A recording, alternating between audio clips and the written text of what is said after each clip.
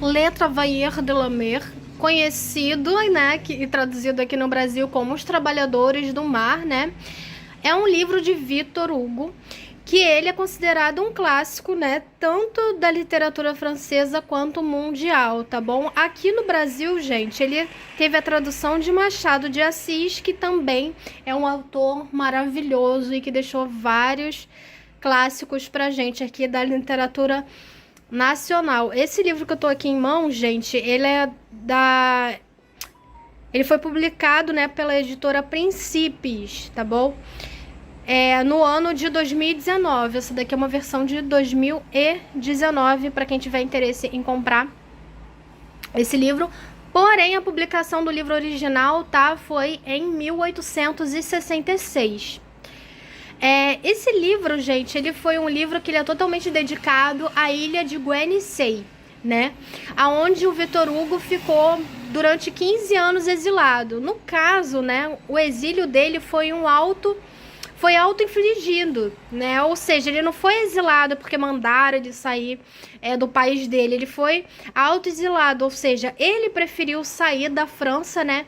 Em 1851, após o golpe de Estado, né, que o Napoleão deu, né? E como ele não era a favor de Napoleão, nem das ideias, né, de Napoleão, ele resolveu fugir, né, da França. E aí ele acabou escrevendo 2 livros. Um dos livros, inclusive, é esse aqui que eu tô em mãos, tá? O gênero, né, desse livro, gente, é romance e ficção científica. Sim, ficção científica, né? Por que ele entra como ficção? Primeiro, porque esses personagens não existem. Segundo, porque ele fala bastante sobre evolução da indústria e tudo mais, né?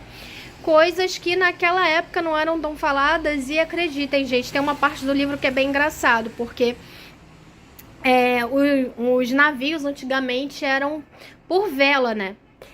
E aí apareceu, gente, um navio a vapor e todo mundo da cidade começou a achar que era coisa do demônio, né? Mas isso a gente vê aqui no decorrer do resumo da história, fazendo, né, a resenha, né, já do livro que eu tô fazendo. Gente, esse é um livro que vale muito a pena ler. Eu gostei bastante da narrativa, uma narrativa leve. Algumas palavras são um pouquinho difíceis de entender, porque é bem voltado para quem pro meio náutico mesmo, né? Então, assim, quem não tá acostumado com termos náuticos acaba ficando muito perdido, né? Fala bastante tanto de peça quanto de partes de navio, né? Fala dos peixes, fala do clima, fala bastante sobre o mar, né?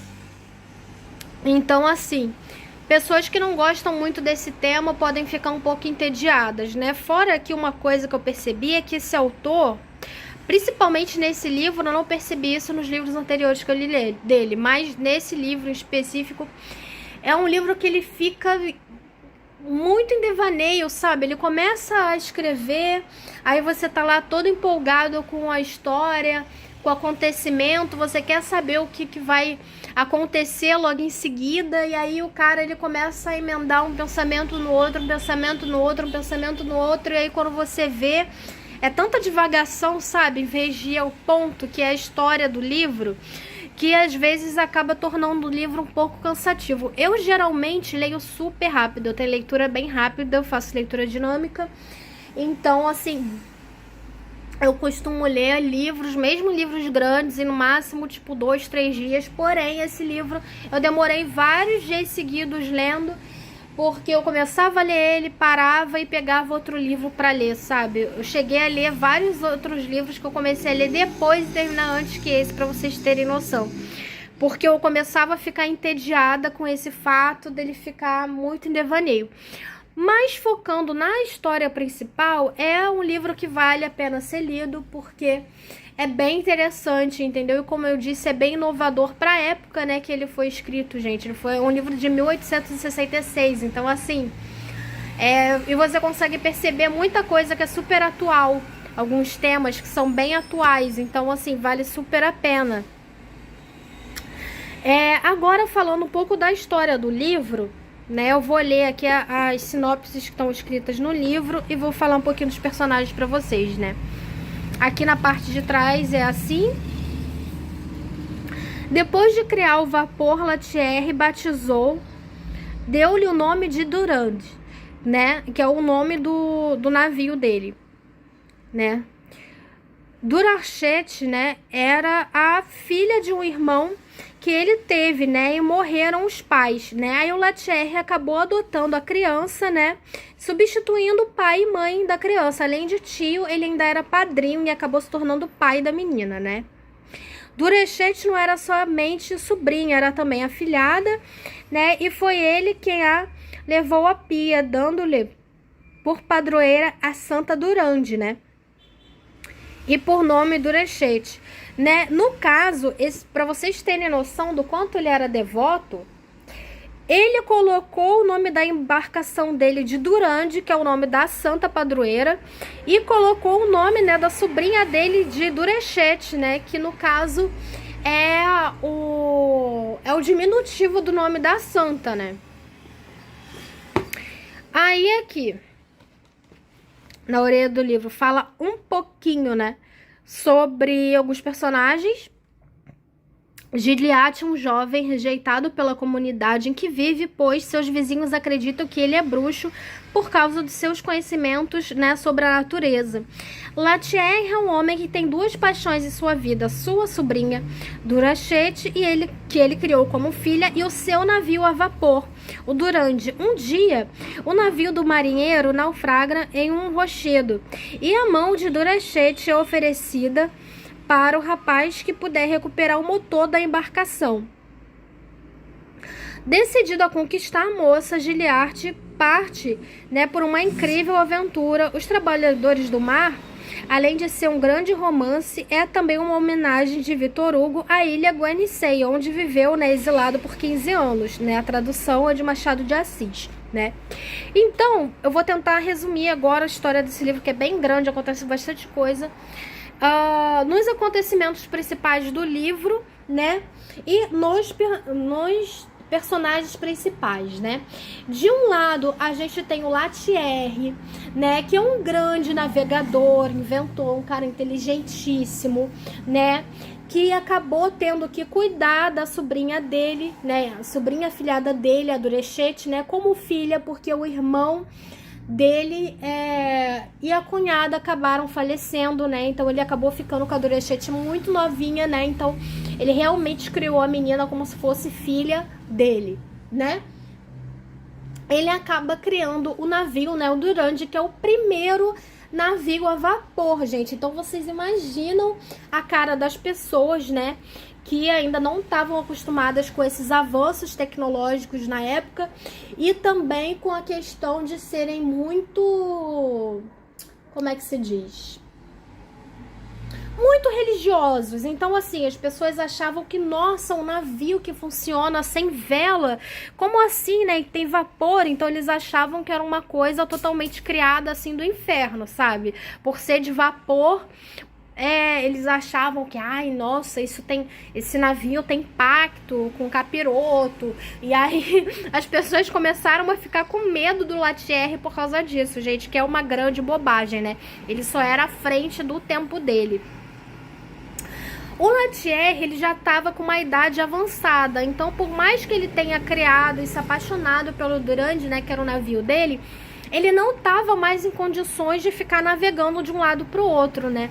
Então ele acabou contratando outros marinheiros, outros navegadores para poder fazer as transações dele, né? Porque ele também era um grande comerciante, então ele levava o navio dele para fazer compra de objetos, de coisas, de pesca, enfim, tudo que você imaginar de coisas assim, ele vendia. Então ele era um mercador muito famoso também na região dele, né?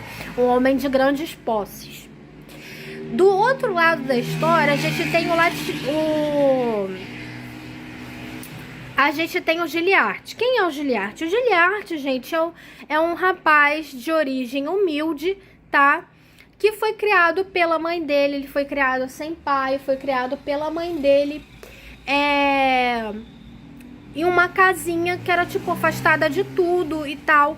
E pelo fato deles não terem dinheiro, A mãe dele se virava como podia para conseguir sustentar ele, desde fazendo trabalhos de casa, tipo lavando roupa, trabalho de costureira, enfim, ela realmente tinha que se virar em várias para conseguir dar alimento e educação para o filho, né? Por mais que ela não tenha tido realmente condições de oferecer muita coisa para o Gilliatt. Então, o Gilliatt, ele crescendo numa região mais afastada da cidade, ele teve que, desde pequeno, aprender sobre o clima, aprender sobre as plantas, aprender o que as ervas poderiam, quais ervas poderiam ser usadas como medicamento, quais ervas, plantas e frutos poderiam servir como tempero, poderiam servir como alimento e tal. E isso, gente, nessa época, né, era considerado bruxaria. Então, qualquer pessoa que tivesse conhecimento sobre o tempo, né, sobre a natureza, de modo geral, era visto como bruxo, como mago, né? Então, as pessoas acabavam tendo medo, né? E a gente sabe que antigamente, para as pessoas serem acusadas de bruxaria e serem até mortas, né, pela igreja, tipo assim, era um pulo. Então, vocês imaginam a má fama que a mãe e que o Gilliatt tinham nessa época. E depois que a mãe dele morreu, ele acabou resolvendo tentar se mudar para uma região mais próxima da cidade para conseguir ter uma vida melhor. Porém, gente, ele não tinha grandes posses. Então, assim, o que ele conseguiu foi arrumar alguns trabalhos de quebra-galho. E a casa que ele conseguiu, assim, que era mais próxima da cidade, mesmo sendo mais... Tipo assim, a casa não era na cidade, mas era mais próxima da cidade. Então, assim, era mais fácil para ele poder ir lá fazer os trabalhos de quebra-galho dele. Era uma casa que era vista como uma casa mal assombrada, amaldiçoada. Ou seja, era uma casa que o aluguel era muito barato, porque ninguém queria morar lá, entendeu? E aí ele já tinha uma má fama de ter uma mãe bruxa e ele mesmo talvez ser um mago, sabe? Ser um bruxo também. E ainda foi aceitar morar nessa casa que era mal vista por todo mundo. Então, obviamente que ninguém queria assunto com ele, né? Ninguém queria nada assim com ele. Ele até conseguia fazer um trabalho ou outro para conseguir um trocado, mas assim, ninguém queria ser visto com ele, nem ser considerado amigo dele, nem nada. As poucas vezes que ele estava passando pela cidade, uma vez ele passou numa residência que era, assim, de pessoas muito ricas e tal, que por sinal que era a casa, né, que era a mansão lá do Latieri, né. A Andurechete, gente, ela foi criada como a princesa, então ela não sabia fazer nada, não sabia cozinhar, não sabia costurar, não sabia fazer nada, entendeu? Então, assim, ela foi criada pra ser uma sinhazinha, né? Então, basicamente, a única coisa que ela tinha que fazer na vida dela era comprar joia, comprar roupa, né? Se vestir bem e ficar andando de um lado pro outro no jardim da mansão, ou então estudando música, né? Que ela tinha talento pra música e o pai / padrinho dela investia nisso, né? Dela ser uma moça que sabia tocar muito bem piano. Bom, e nisso, né, do Gilliatt ficar passando naquela rua, ela acabou se apaixonando por ele, mas é claro que nunca deixariam ela casar com ele, né, porque ele era pobre e ainda era super mal visto pela sociedade inteira, né. Ele acabou vendo um dia que ela escreveu alguma coisa na neve, e ele, curioso, logo depois que ela entrou pra casa, ele foi lá ver o que estava escrito e ele acabou descobrindo que ela também gostava dele, viu o nome dele escrito na neve e ficou encantadíssimo. Lembrando que ele não era um jovem bonito, não era um jovem de boa família, assim, era uma pessoa comum, gente. Ele não tinha nada de atraente, assim, de atrativo no sentido de aparência, tinha uma aparência bem comum. Como eu disse, não era de família bastarda e tal, né? Então, pra ele foi uma surpresa, né, que uma moça tão fina quanto aquela gostasse dele. Bom, como eu disse, agora voltando pro Latieri, o Latieri não estava mais em condições de ficar navegando de um lado pro outro, então ele ia e contratava, né, grandes marinheiros navegadores para poder fazer isso por ele. Ele acabou contratando, né, o Clubbing, né, no livro tá escrito Clubbing, mas aí eu fui procurar saber, e se pronuncia Galbin, porque é francês. Enfim, E aí, conforme a história do livro vai passando, a gente descobre, né, que o Galbin não é um homem tão honesto assim. Por sinal, gente, foi ele que afundou não, né? Foi ele que bateu com o navio, né, Durechete, que era, assim, o navio mais caro e mais avançado que eles tinham na época, que era o amor da vida do Latieri. Com isso, ele acabou dando uma sumida da história, né, por um tempo, né, já que teve eu não digo naufrágio, né, porque no caso o navio não afundou, ele ficou preso entre as rochas num lugar de difícil acesso e eles não tinham conhecimento do quanto, né, o navio tinha estragado ou não. E aí, gente, o Latieri teve a grande ideia de fazer o seguinte: para recuperar o grande amor da vida dele, que era esse navio, né, e que era principalmente o maquinário, né, a vapor, que aí ele poderia construir outro navio e colocar, ele decide dar a mão, né, da sobrinha dele para quem conseguisse trazer esse maquinário de volta. Claro que quase ninguém aceitou, porque era loucura, gente, pelo amor de Deus, como vocês iriam a mar aberto, num local de difícil acesso, super perigoso, pegar uma peça que era super pesada e difícil também de retirar e levar de volta. Enfim, era basicamente uma missão suicida, entendeu? Só iria mesmo alguém que fosse muito louco. E óbvio que o Gilliatt não tinha nada a perder e já queria, né, ter a moça. Resolveu se candidatar. Óbvio que ninguém confiou nele. Pensaram assim, gente, pelo amor de Deus, esse moleque aí vai conseguir entrar em mar aberto, né? Com esse barquinho que ele tem, que não era lá grande coisa também, né?